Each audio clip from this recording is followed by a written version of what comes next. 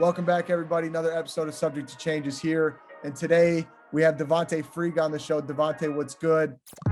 But before we really get into everything, I want you to tell us there's something big. You just signed a pretty big time deal with the TBT. Tell people about that real quick. Yeah, the basketball tournament. Sean from Pros Vision hit me up a couple months ago, and he's like, "Hey, we have a team, ALS, Team Challenge ALS," and he was like, "We'd love if you'd be a part of it." And yeah, man, I just told him a couple weeks ago that I definitely down to play, and I've heard about it, for the last couple of years. So I'm excited. I'm really excited. 2 million on the line, right? I don't know. I thought it was $1 million. It could be $1 million, could be $2 million, but we'll tell him to up it if it's only $1 million. But right. Seriously, when is this? When can people tune in and watch? July 16th through the 20th is when we're playing first. And it's going to be on ESPN. So, and once I get more information about it, I'll put it everywhere because I'm excited. I'm going to bring back that game day vlog vibe too. So there we go. I love it. All right. Well, everybody tune in and we'll get into more stuff as we go here. I follow you along with everybody else. And it seems like every other week, or actually sometimes multiple times a week, your new location. Where are you right now? I am home, Cape Coral, Florida. That's where I live. I'm not from Florida. A lot of people think I'm from Florida. My dad's originally from Florida, but I'm from like Cuyahoga Falls area. So then that's in Ohio. It's like maybe 10 minutes out from Akron, Ohio. People know that from LeBron, so I just kind of correlated to that. Well, yeah, I don't know if at this point in our weird lives, if the Paul brothers or LeBron is a bigger Ohio advocate at this time. Are you keeping up on all that? Yeah, actually, like I followed Jake and Logan ever since like they first started on YouTube, which was crazy. Like I wouldn't say like a ginormous fan, but I'm definitely still a big fan of them and supporting everything that they're doing right now. I know that they got a lot of negativity for a lot of the bullshit that they do. And I know it's just to hype up the stuff that they're doing. So it's also easy to understand from our point of view and like when you have to do business a certain way. So, but yeah, it's crazy. I would never go as far to say that they're a bigger advocate than LeBron for Ohio, but being from Ohio. Devontae, remember, I just told you I say stupid all the time. There's number one. Wait. I was not gonna bring this up, but you already did. So you're a big YouTuber. They're big YouTubers. Would you ever box? Oh, Jesus. Yeah, I mean, depends. They originally did it because they were called out, and now they're for sure doing it for business. I mean, if you can generate $75 million, then I'm sure like you would do it again. You'd do it again. I would box. I would for sure box. Whatever. I'm down. I mean, we had Austin McBroom on last week. I saw that actually. Yeah, I don't know who's gonna win that, man. Yeah, I don't know who wins that either. But here's the thing: I was gonna wait until later in the episode to bring this up, but I just saw. I think I know who you would want to box at this point. Explain this beef between you and is it Nick something? Nick Briz, yeah. Tell me. Hey Nick, if you're watching this, if you want to do a boxing match, let's go. We'll run it. Would you rather play 1v1 with them or box right now? He doesn't want to play one-on-one. I tell you that right now, he does not want to play one-on-one. I guarantee.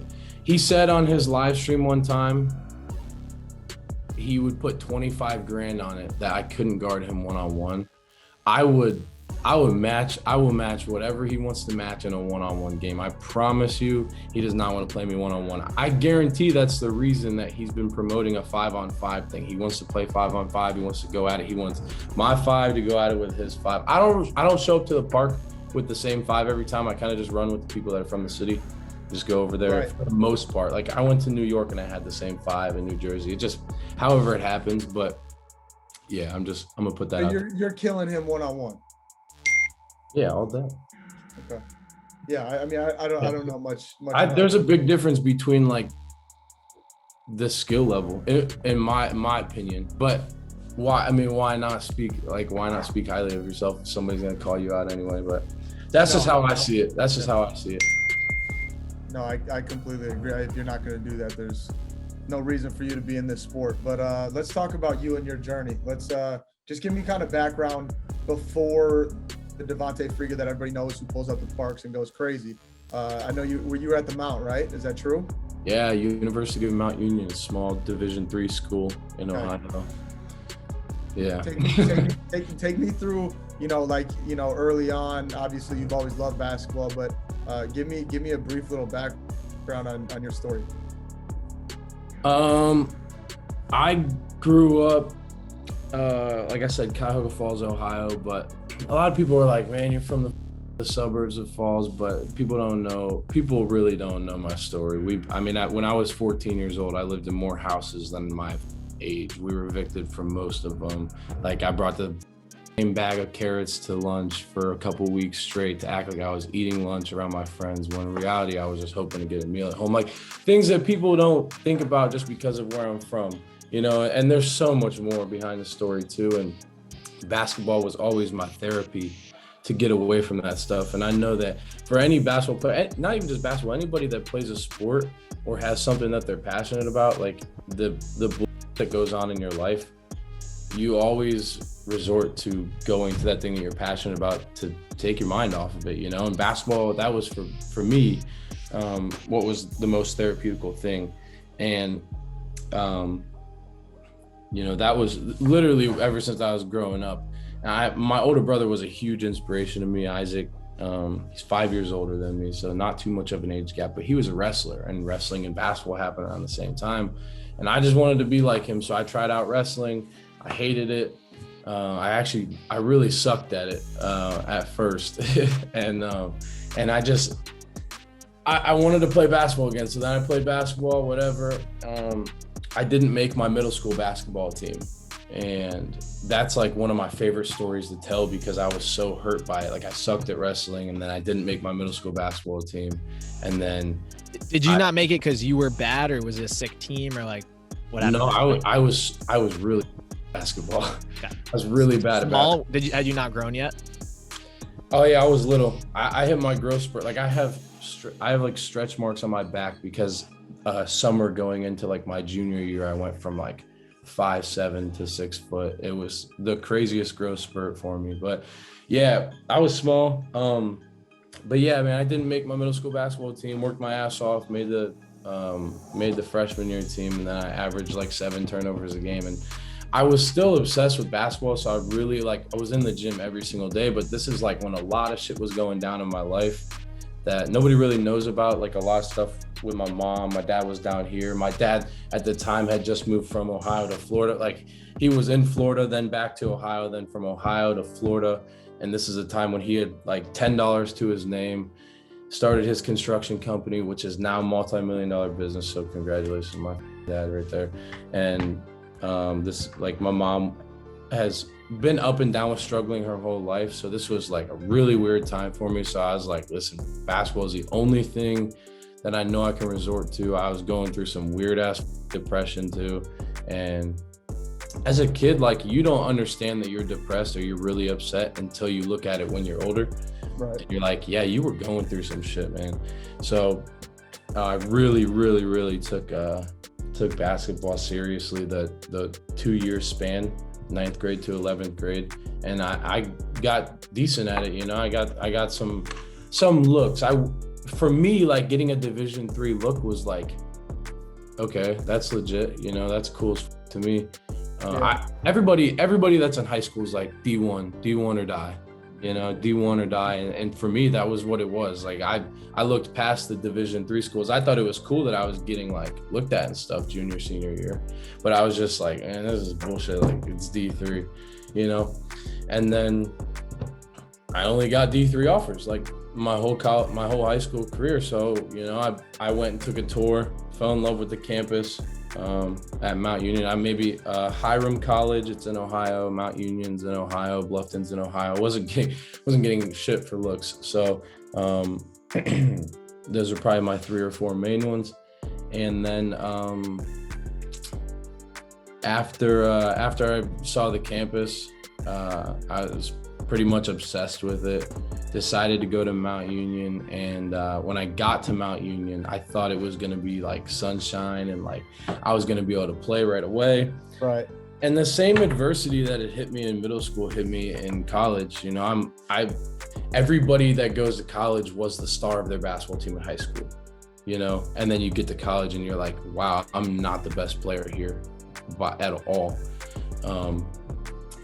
And it really hit me. That's when I was playing JV in Division III, and I was like, wow, this is an eye-opener for me. Right. How good collegiate basketball is. We're going up against these dudes that are 35 a game in Division III, but like Division III is skilled scoring machines. And if you don't understand it, then don't judge it at all. Just saying that right now. Yeah. And because there's Division III guys that can run with D1 guys all day. It's to me, it's like size and talent. And that's just because I've played with every level, and I'm sure you can attest to this. Being at the Division I level, you've probably played with guys of all levels. But yeah, man, I was playing JV Division III freshman year, and then 3 guys got hurt on varsity. But I was taking all of my anger out that I wasn't on varsity, and in the games in JV, I was averaging like a triple double. It was like 28, 12, and 15. I was going nuts. But again, like it really didn't mean anything to me, because again, in my head, I'm playing JV Division III. So I took all my anger out, played good as 3 guys got injured on varsity, and they moved me up for the last like maybe 5 or 6 games. And my first game, I did well. I was like just hustling, you know. I knew I wasn't gonna go in my first varsity game and go get 28 and I'm the guy now, you know. So I knew I had to play my role, just hustled, got as many rebounds as I could. I think I just like had a little bit of a spark though, because I had like 12 that game, and then the next one I had like 15, and I just felt good about it. Yeah. But those games at the end of my freshman year were the most crucial games of my life, because it really made a statement of like, okay, I can play at this level, for the coaches that didn't believe that I'd be able to play at the level until junior or senior year. Yeah, man. And ever since the last game freshman year, I started. And then this is a little bit into some details, because I know you just asked about the background and stuff, but I'm just rambling a little bit. But I love it. Year, beginning of the year, I had a test right before basketball season, like right before the first game, maybe 2 or 3 weeks before the first game. I had a test in writing class, and I was busy. Like, I was busy as hell. I actually owned a videography company with my friends. So we had like real estate shoots, this and that. We were going and making like videos for car dealerships, RV dealerships. And I totally forgot about the test. So we had like 3 hours to submit it. So I'm hitting up people that I know that are in the class, and I'm like, yo, I'll Venmo you if you can send me the answers for this writing class and like some of the corrections that need to be made here. And one of the people that I hit up went to like Dean of Academics. And so I had to do like a huge meeting 2 or 3 weeks before, and before the first couple games. And they like suspended me from starting for the first 5 games. So it was crazy. But looking back at it now, I'm happy that it happened, because I think I played my role even better. I actually didn't start my senior year, which was a beating. You know, the last 5 games of my freshman year started, all of sophomore year started, all of junior year started, and then senior year don't start. And what's crazy is, like, as a basketball player, you look at that and you're just like, damn, why am I not starting? But yeah, a lot of adversity and college. How often, like during these times, because you're talking about your career, and I think this is important, especially for our younger listeners who I know tend to tune in more frequently. The adversity and the ups and downs, like, there had to have been nights. Now, I know you're a confident person and you have to be able to do what you're doing or what I'm doing, but at the same time, kids look at us and kids look at, you know, you specifically and think it's all been like sunshine and rainbows, right? During those, like, you had I'm assuming, did you have a few nights where you're sitting in that, you know, dorm room at a D3 level Is there ever a time where you're like, I don't know if I'm in the right spot? Did that ever cross your mind? Yeah. So, when I was, so my freshman year roommate was Nathan Bauer Malone, who was a stud of an athlete, stud of a basketball player, point guard that could easily be a Division I level player freshman year of college. He came right out of high school and started point guard at our school. And I roomed with him as a JV D3 basketball player. So 2 completely different worlds there. You know, he's getting invited to these private sessions at night, going to like private, like little therapies. They got, you know, spending the night, they got different gear. So looking at it, I was just like, man, like I'm not in the right spot. Like Bluffton College in Ohio or Hiram College in Ohio would have loved to have had me. And I know it because they were like sending newsletters and this and that. And I think I was more in love with the campus than I was, more in love with the campus at Mount Union than I was anything else. But yeah, so when I was like all the time, I wasn't necessarily trying to compare myself freshman year, but it was really hard not to, you know? It happens. And it just helped that he was also like my best friend at the time, because I really like was rooting for him too. But he was really pushing me to go, whether he knows it or not. And he might be listening to it. Now I'm going to tell him that I mentioned in a minute. But dude, I kid you not, just now Nathan Bauer Malone liked my tweet. Crazy. So, but that's good though, especially what you're talking about in comparison, because like most kids run from 2 things: comparison and competition. Like it's natural, like that fight or flight kicks in. Do you think you would be where you're at right now if you didn't like internalize the fact that you were comparing yourself to Nathan or other guys at different levels? Like it's healthy for you. It's uncomfortable, but it's healthy, right? Yeah, for sure. I don't think I would be. I wouldn't be at all.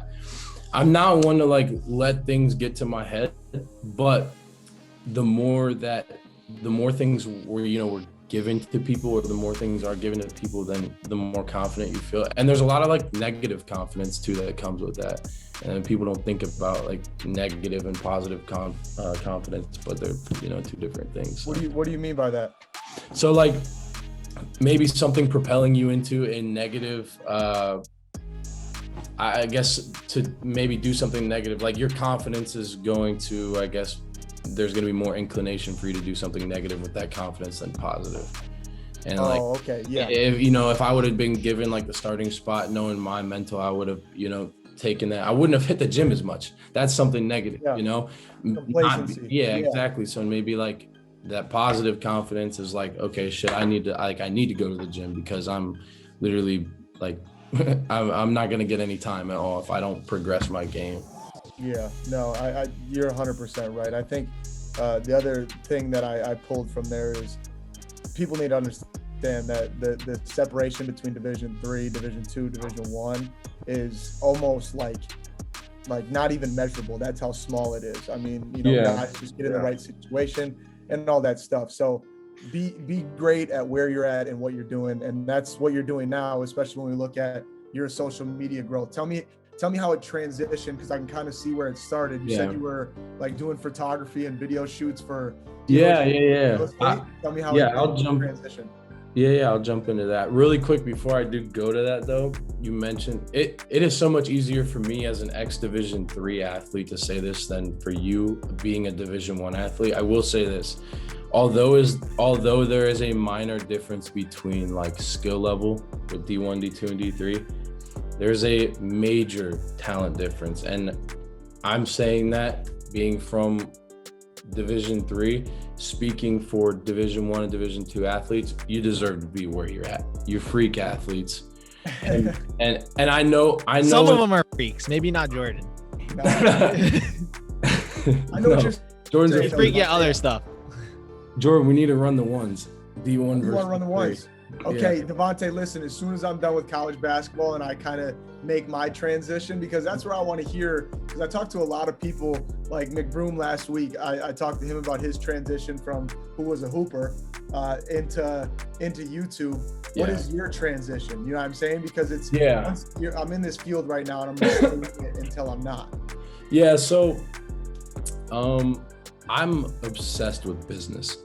I'm an entrepreneur at heart. If I wasn't doing YouTube or whatever it is, I'd be owning a business. Whether Is that your major? Is that what you majored in? I majored in integrated media.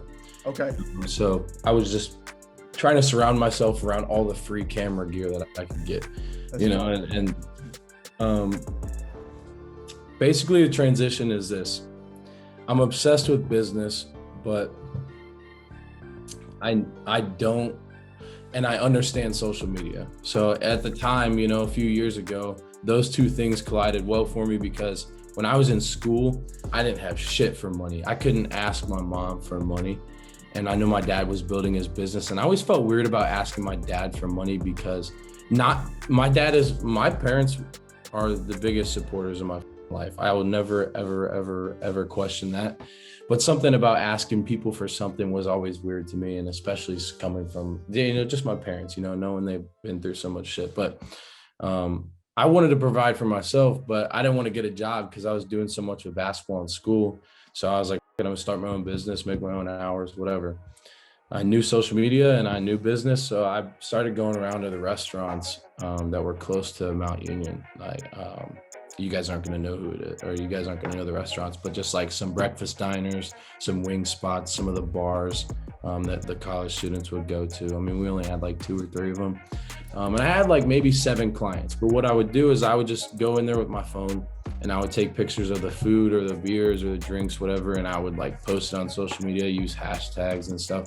So I was always obsessed with how fast and rapid the growth was for social media. Like everything's updating so fast. And I just knew, big fan of Gary Vaynerchuk. I have been a huge fan of him for a very long time. So that inspired that idea for me because he was just, you know, he always has spoken about social media in a way of like, there's so much opportunity.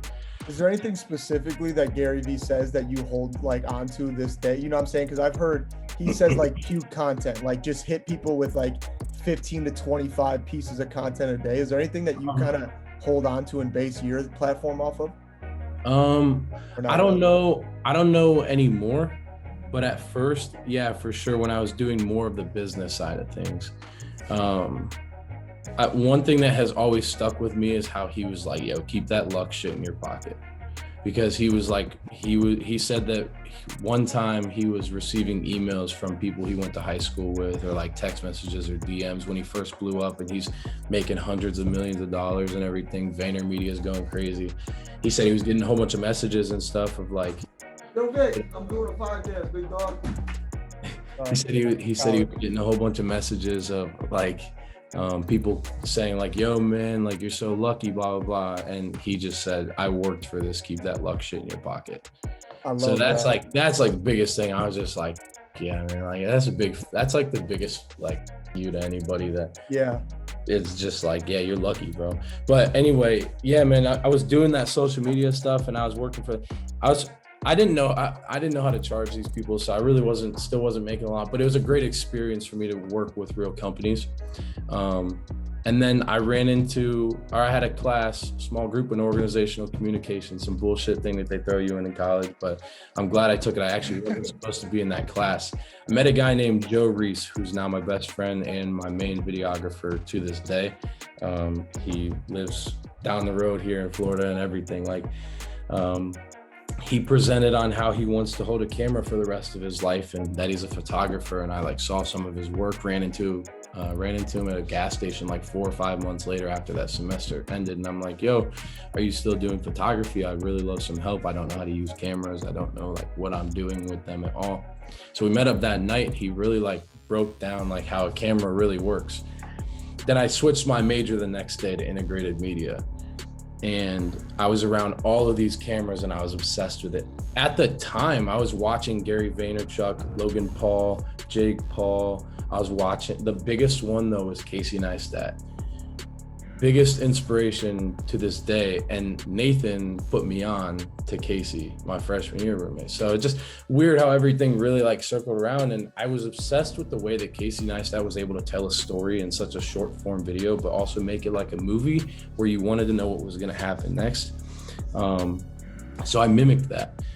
And when I first started my channel, it was sophomore year. I had YouTube channels like since high school though. Yeah. I used to go around and I used to like give stuff to the homeless, but I didn't want to be known as that person because I didn't want to just like, I didn't want people to think that I was only giving to people. And like for something like stuff just for attention. And it made sense after a while. I was like, yeah, I don't want to be known as that person at all. I can do this stuff off camera. But like I said, I've had YouTube channels. But when I first started my channel, I was doing a daily vlog. I think I did a daily vlog for like 88 days. It was crazy. Full-time student. I was trying to run that business, full-time basketball, and then doing a daily vlog on my phone and with these cameras, just trying to get a hold of it. And it took me forever to edit, but I was really learning it. What'd you start editing on? iMovie. And I kid you not, I still edit on iMovie. Hey, it's easy. I also works. Don't do anything crazy though. Like if you watch the videos, I really don't do anything insane. If I do like a movie, then we try and take it into Final Cut or Premiere or something, like color grade it the right way, this and that. But yeah, I started doing the daily vlog and I was obsessed with it. I promise you, I was not posting to get 1 million views or to get 500 million subscribers. Like that was not the idea for me. I was obsessed with picking up my phone and be like, yo, what up everybody? If you're not working hard today, what are you doing? Like that was my old catchphrase and everything. And I was, the one thing I was just like, I was trying to be so confident about walking around campus filming myself. And it felt cringy, and like looking back, it's for sure cringy, but I also love seeing that process. I actually just watched my first video I ever posted yesterday. Because did it ever get easier walking around with a camera? Yeah, I did, because I've always had like that, like I just don't care what you're thinking about me type thing, just because of like some things that I have gone through. Yeah. But at first I did like kind of battle with it, like just recording myself walking around on campus. I had a big Gorilla Pod and a Rode mic and a camera, and I'm just like, I'm recording myself. Yeah, exactly, bro, with a fucking Adobe Gorilla Pod, and like I felt like Casey Neistat just walking around campus, and I just thought it was so cool. I would ride my bike, I would set the camera up and then ride the bike by it and then go back, pick the camera up, put it over there, get a different angle. But those are the things that I was like truly obsessed with creating videos, obsessed with it for myself, not for anybody else. It was awesome. And I was like getting the support from my family and everything. I posted one video after I took a break from daily vlogging because I was exhausted. I posted one video and it was a day in the life of a Division III basketball player. And it got 13,000 views in like a week. And I was like, right. Holy shit. I'm a genius. Holy shit. Okay. So then people were like, more Division III stuff. Yeah. So then I posted a video that was, how good do you have to be in high school to play Division III basketball? And I got a lot of hate for it. You know, people were like, it's D3, you don't have to be good at all, blah, blah, blah. But the hate still helped because, you know, whether you're talking good about me or you're talking bad about me, keep talking about me. You know, so that video got 183,000 views out of nowhere. I think I had like maybe 800 to 1,000 subscribers. Out of nowhere, this video gets 180,000 views. So wait, back up. So 88 vlogs, no followers, then 2 videos after that, and those are the ones that took off? So I was vlogging, like I probably had maybe 500 to 700 subscribers when I was vlogging, but I was only getting like maybe 80 views. I also bought subscribers before because I was so embarrassed that I didn't have anybody that was like truly supporting. I wouldn't say anybody. So if you're watching this, you have some OGs. Yeah, you know, 200-300 people for sure were subscribed, but like I ended up buying like 400 subscribers because I wanted to hit 1,000 so bad.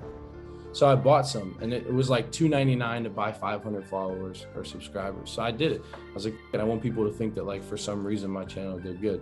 And right. and in the back of my head, I was just like, why would I care? Why do I care what they're gonna think?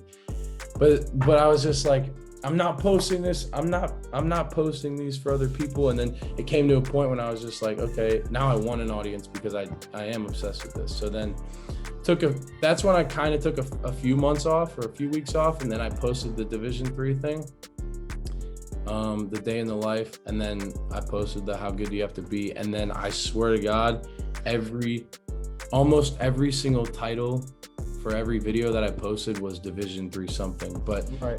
it was the way to stand out. Like I tell everybody right now that asks me, how do you grow on social media? And I say, just create a niche. Like, how can you be different? What is something that you can do online that you're different? And like, no matter what, you're always going to fall into a category to the public eye or community, right? So if I'm posting content about basketball, people consider me a basketball YouTuber, right?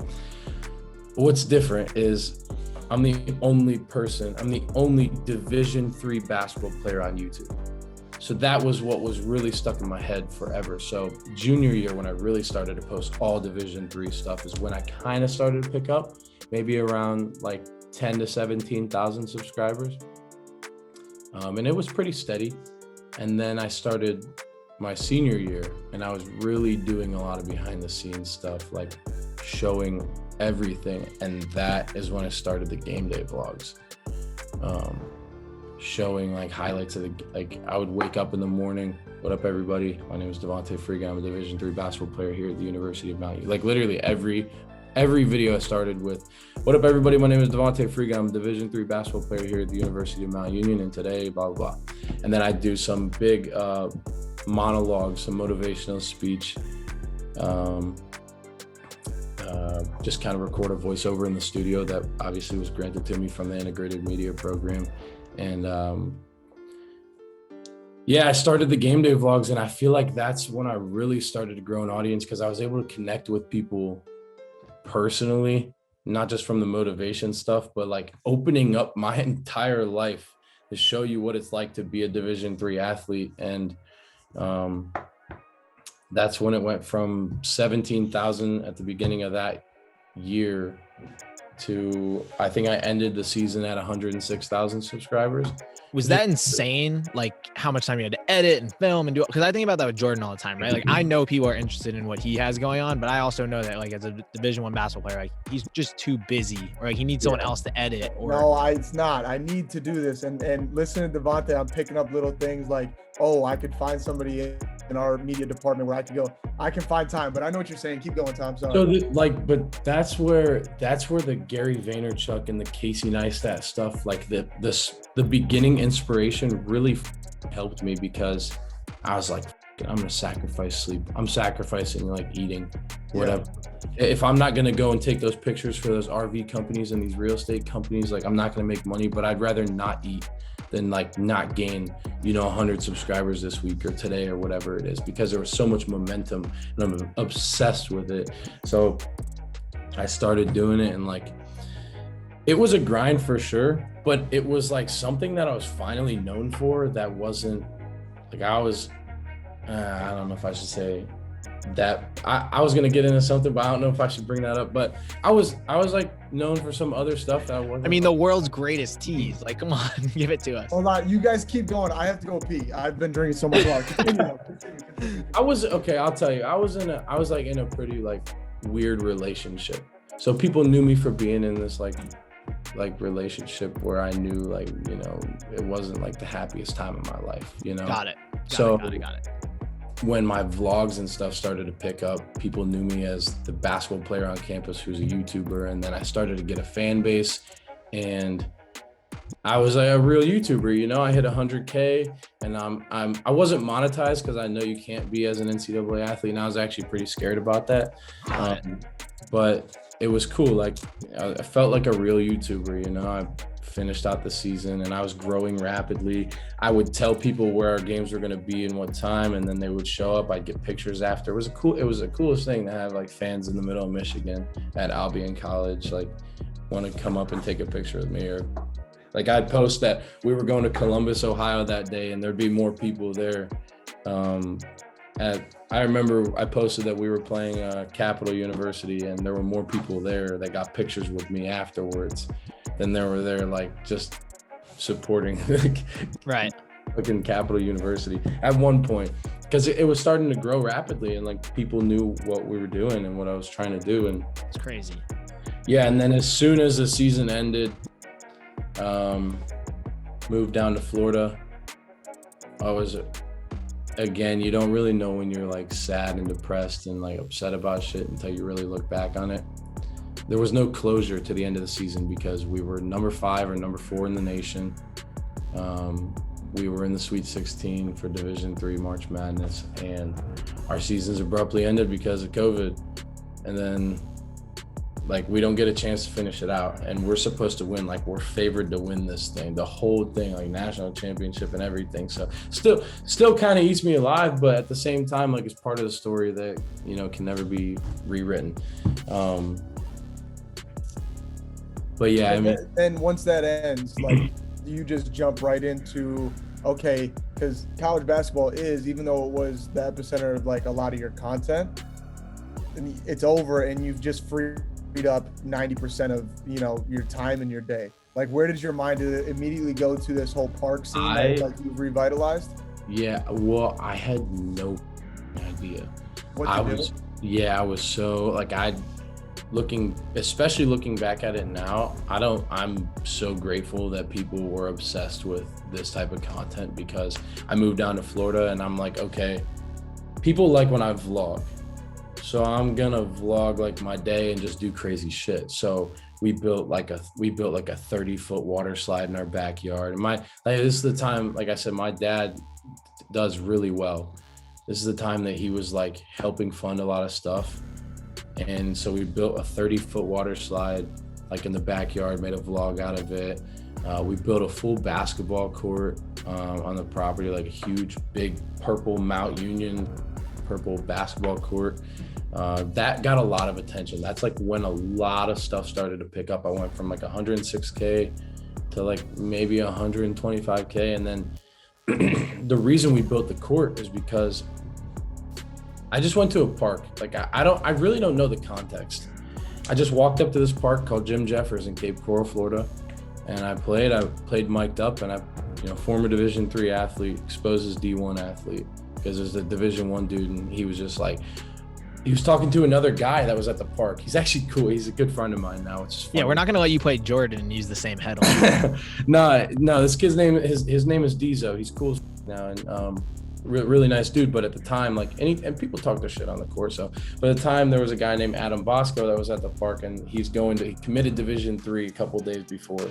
And Dizo's just like, you going D3, but I'm mic'd up, so I have everything, and I'm standing there, and I'm like, I'm D3 too, blah blah. Later on in the video, I wouldn't really say like punched on him, but like to the public eye or on video, dunked on him. I just started going crazy, and then that video gets like 1.2 million views in a week. So I'm just like, wow. So we like, okay, let's go back to the parks. Boom, they shut down all the parks. I'm like, geez, dude, how much more adversity can we get? Like, I just had my season canceled and blah, blah, blah. So then that's when we built the court. Then that's when we had the attention. We're like, listen, we're going to invite people to the court. It was a really weird time to announce that we were going to bring people out, because COVID was like super crazy around then. But I wouldn't say, not that we like didn't give a, but we were just like, you're in Florida. It was different. My head, yeah, I guess. But in my head, I was just like, I cannot let this virus defeat me so many times over and over and over again. And that was kind of like how it worked out in my head. Like I said, we built the court. We did some one-on-ones there and some 3-on-3s. But as I started to do the one-on-ones, then that's when one-on-one basketball, like, all of last year when everybody was doing one-on-ones on YouTube. Yeah. Like that's, I mean, like Polite versus Cash, and Cash versus this person, and yeah. And then like Devin and I did the event as well, Devin the Lab and stuff. But like leading up to that, it was like all one-on-one basketball stuff. But last year was an insane amount of growth for me, and this year's been even more. Like I was driving back from South Carolina yesterday. I'm sure we'll get into like some of the park stuff. I don't know, but in specifics, but.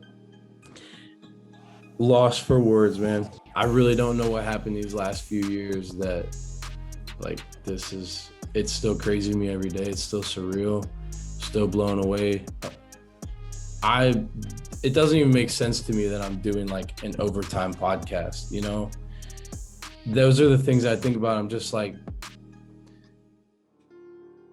life's crazy as fucking. If you have something, you have to take advantage of going after it with relentless passion, because it's right in front of you, whether you know it or not. Whatever adversity you're going through, whatever struggles you're going through, if something's in front of you and you want it, you have to go for it. Because as somebody that's sitting here still in awe over the things that's happening every single day in my life, I can confidently say that it is 100% possible, no matter what. No, bro, it's inspiring just listening to you. This is the stuff, like when I set out to start my own podcast, I knew there was going to be a lot of people making them and doing different stuff. But like I said, the reason I was so excited to bring you on was just to talk about all the stuff that I assumed happened before you got here, because that's what, I think kids, need to hear. But before we get there and wrap everything up, I do want to talk about what has gotten you to a probably whole different level. I think you would agree. And that is park pickup 5-on-5, the videos that have gone viral. Tell me, I need to know, bring me through the craziest story, the first one that comes to your head, whether that be just the wildest thing that happened or, the most inspiring thing, whatever. I need to hear some of the stuff that goes down, because this is park basketball, and correct me if I'm wrong, I think it's the purest form of basketball. It's everybody out there, and it's exactly what you grew up loving. People are watching, guys are going at it. There's no refs. It's all just pure, right? Right. Yeah. I mean, first thing I can think of, man, the other day, something new happens every day that I could tell you, or every time we go to a park that I could tell you. It's some of the most ridiculous, transparent content I've ever seen, whether it's my content or Ball is Life or Nick Briz or T-Jas, whoever's posting this stuff. It's some of the most transparent stuff that you could really put out there, because like you said, it's really just happening. Throw the cameras on, anything could happen. Anything. But first thing I can think of right now, we went to Boston, and I was not I think I promoted it for 3 or 4 days, and I was not expecting it to be that packed. And then we went to Connecticut the next. How packed are we talking in Boston? How many people? Oh man, I don't know. Maybe 500 to 700 people, 500 to 700. Connecticut, they were telling us that it was easily 1,000 people. It was ridiculous. It looked like bleachers. There was a hill across the entire court, and there were people seated from top to bottom watching. And then there were people around the court, in the court, on the court. And the craziest shit is seeing how many people show up. That's why we actually I went to Charleston, South Carolina yesterday, and I only promoted it for maybe 20 hours because it was getting so hectic how many people were going. We couldn't even play. There's so many people on the court that it turned into a one-on-one with a crowd. You guys need better security, I think. Yeah, you're because right. Every video I see is an alley this wide that you're trying to go by somebody. Right. But other than the big crowd stuff, I'm not going to glorify any of the bad stuff that's happened, because that's how people kind of get put on.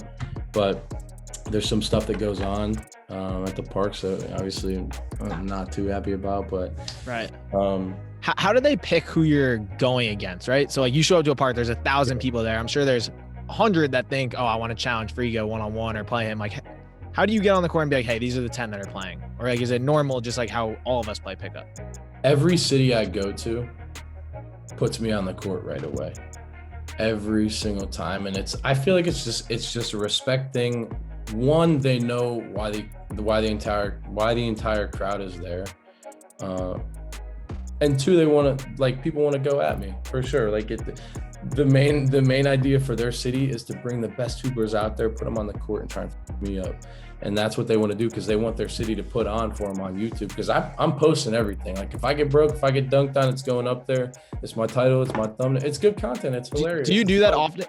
I don't watch every single video. Are you posting yourself losing and stuff often? Oh yeah. It's not often. I put a scoreboard on the bottom of the screen and stuff, and I show. I don't show every miss from both sides, because it'd be boring. Maybe a 90-minute video, and it would just be really boring to watch. So most of more of the hype clips, but every bucket goes up there. Unlike some people, right? Oh yeah. Oh yeah. We don't got to get into it, but yeah, no. So, Tom, anything else before we wrap up? I do have like one hard-hitting, pointed question for Devontae because I think it's good, especially for our younger guys, but and girls. But you got anything else? No, the one thing I want to ask you is NBA players and stuff like that, right? Because obviously you're like the D3 guy or even D1 guys. Have those type of players challenged you or even showed up to a park yet? Or are you getting those challenges where they want to go against you? Not necessarily like against me, but there's some people that definitely want to pull up. I'd like to do that this summer when it's off season because it's a great way to like keep basketball going still. The summers usually when a lot more things pop off. So although we're getting a ridiculous amount of views right now and attention, no, not just me, but like the whole basketball on YouTube scene. Yeah. When NBA is done, I can't imagine how it's gonna like multiply. I'd love to get NBA guys out there for sure, and some like real college studs. It just becomes like a safety thing at that point. I mean, I have to hire security when we promote for more than 3 days now because it just gets too chaotic. Like New York, we went to Dykeman and Brooklyn Bridge Park, but we like had to have security there because it was, I mean, hundreds of people. It's the best part of it for sure, but you never know. Right. You never know who's out there. So it's just so crazy, and this is something that Overtime has like always understood, and that's why we do well. And like, I don't think a lot of people get this though. Like, you're a Division III hooper who's just found, like you said it yourself, like you found a spot that you could fit into, and that's why your videos do so well. Where like you go and shoot a normal video with a lot of NBA players, it doesn't do 500,000 views. Like, yeah, and there's like you find your own way. So I just think it's interesting how like you have understood that, but a lot of people don't get that, right? Like, I'd rather, like for Overtime, like we'd rather post a video of you doing something that's going to perform better than like half the NBA. And it's just crazy that to think about it like that. Actually, I can't legally like name the brand, but I was talking to a company the other day about like brand deals and stuff because, you know, we're pitching ideas. Biggest thing for me right now is I want to like seriously go into these neighborhoods and like make a positive impact that, you know, you get to a good point when you can do something like positively for not just a person, but an entire community. I want to get brands on board that will pay for food trucks and pay for merch for every single person that's there and pay for the waters, pay for the drinks. Just bring a cooler, bring 2 large coolers and a whole bunch of drinks, you know, and just like leave a mark there that's not just like, yeah, we just made money off your hood, you know? So biggest thing for me is trying to connect with brands that like for real are about the right reason. Yeah. Because right now I'm funding that and I'm okay with it, but there's gonna be a time when I'm just like, look, I can't even go to parks anymore. But yeah, I was on the phone the other day and I was just like, and this isn't anything any shot at any NBA player or whatever, but the guys at the end of the bench in the NBA don't have as much attention right now as some of these YouTubers that are playing basketball online, you know. It's even stars. It's not just guys at the end of the bench. But, yeah, I mean, there's some big names that are going to play tonight. Yeah, we posted a video 8 days ago and it has 1.1 million views. Like Nick Briz posted a video a couple days ago. It has 1 million views. You know what I mean? That's so much attention. And even just like hearing from us, like, go get this shirt or go cop these shoes. Then people are like, okay, they wore those shoes in that park video and then did this. So like, it's just that inclination. You know, if I see LeBron wearing some shoes, if I see Steph wearing some shoes and I'm a fan of them and like a certain colorway of their shoe, obviously, then, you know, you're more inclined to want that shoe. Yeah, so brand awareness is going to be huge in your scene for sure. Yeah, I'm just surprised there's no large brand that's really like picked up on like flooding money into this content. Whether it's like, I don't even want the money personally.